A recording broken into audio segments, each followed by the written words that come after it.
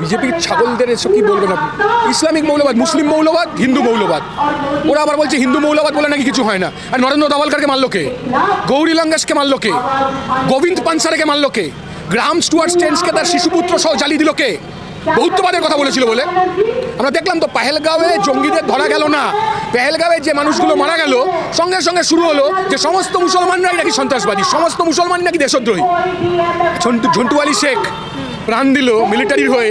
ঝন্টু আলী শেখকে দেখতে যাওয়ার কথা বলা হয়েছে বলে এক বিজেপির নেতা, ব্লকের নেতা, সে তার কর্মীকে বলছে না না ও মুসলমান, ওর কাছে যাওয়ার দরকার নেই।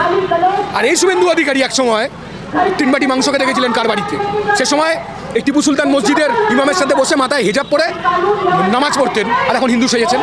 উৎকৃষ্ট গিরগিটি একদল তৃণমূল কংগ্রেস, তারা SIR এর বিরোধী, তার কারণ তারা মৃত ভোটার রেখে দিতে চায়, তারা ভুয়ো ভোটার রেখে দিতে চায়।